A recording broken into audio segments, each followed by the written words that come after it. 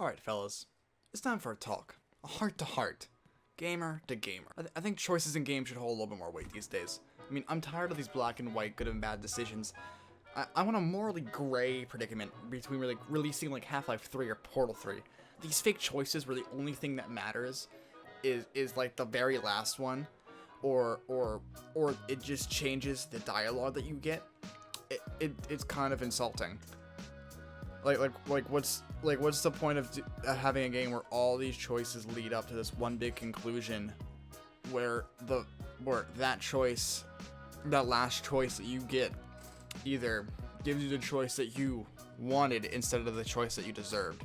It doesn't make sense.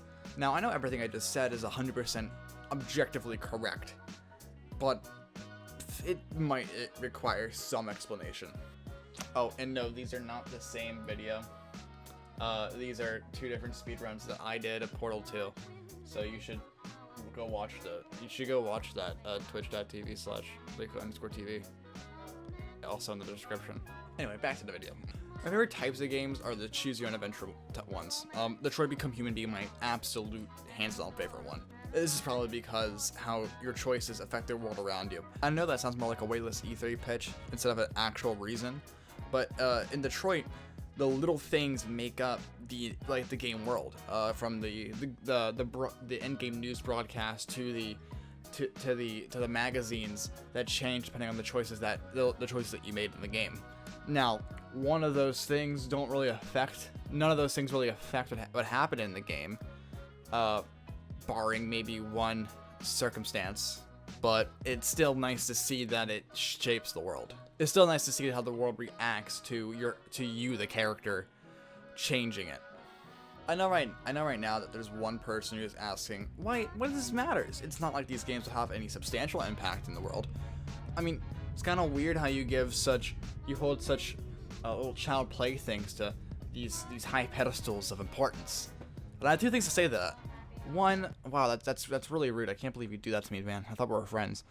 And two, because what's the point of making choices if every possible outcome is the same? Now let's talk about the games. There are two types of choices in video games. One where the choices are made for you, like a linear railroading game, and the ones where the choices are actually choices, the ones that the character makes. We're gonna be focusing on the latter. Obviously, that's the point of the fucking video. Why did I write that? That's the point of the video. God damn it. This script sucks. I threw my phone. I lost my spot in the script. Oh no, this is a travesty. Some of those games you may know, like The Witcher, Heavy Rain, any Quantic Dream game to be honest, or like Telltale's The Walking Dead. Now, if you were unlike me and had normal brain development as a child, you might think, one of these things is not like the other. One of these things just doesn't belong. Specifically this one. The Walking Dead's an interesting place because it's not necessarily a bad game, it's just the way that it presents its choices. It shows a very clear good and bad decision, barring maybe two of them. And in the end, those decisions don't really matter in the long run because they end up getting plot immunity. Those two choices I'm talking about are stealing this food and supplies from the stranger's van and cutting Lee's arm off. Now, the food in the van scenario gives you two choices. Take the food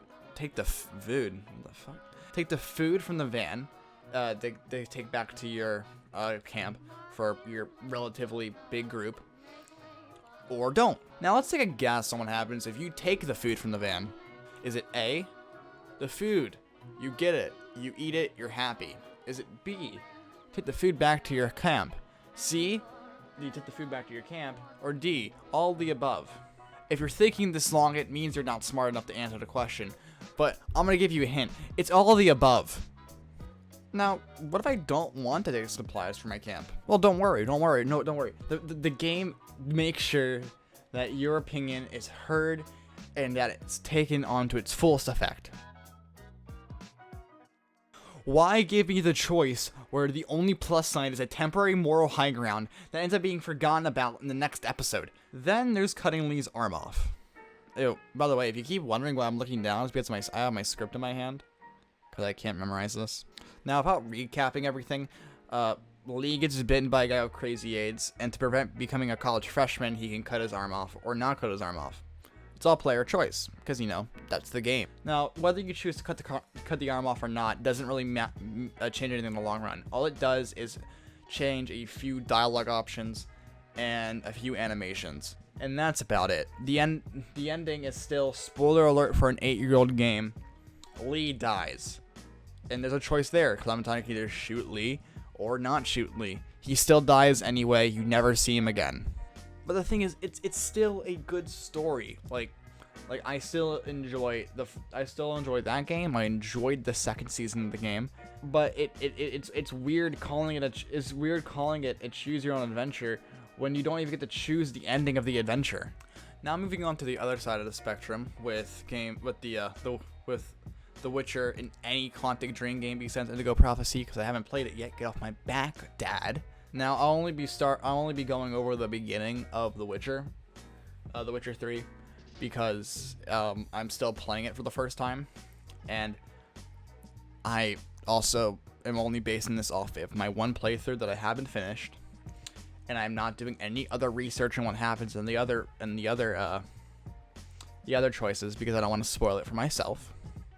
Which is weird because I'm spoiling this entire thing for you, so deal with it.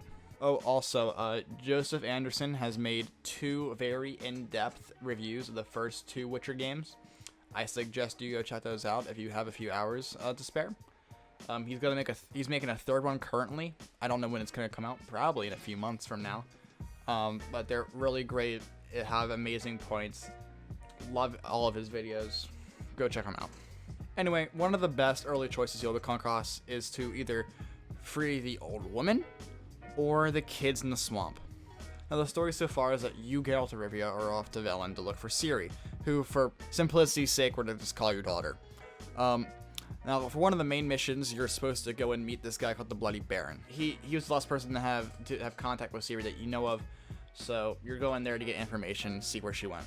He's willing to help, but first you have to find his wife, who ran away into this place called the Crookback Bog. You find her, and you learn that she's living there by herself and a bunch of kids, and that she doesn't want to leave for some weird reason. Because The Witcher is an open world game, meaning that you can find Crookback Bog before you're even told to go there. And that's what happened to me. So the woman doesn't want you there, nor does she want the kids talking to you or tell you anything about the bog. You learn that the entire bog is under control of the crones, who are these beings that hear and see everything that happens in the bog and will punish you if you disobey them. You learn that the reason the woman doesn't want you there is because she doesn't want the crones to hurt the kids. Now it's your job to try and free them. You're told about a demon under a tree and are told by the crones to kill it. When you get there, the demon tells you that you can help, that if you help it, the demon will either help you free the kids or free the woman. Now you're presented with 3 choices here. Help the demon escape and either have him free the children or the kids, or kill the demon and follow the crone's rule. Now, I didn't do that.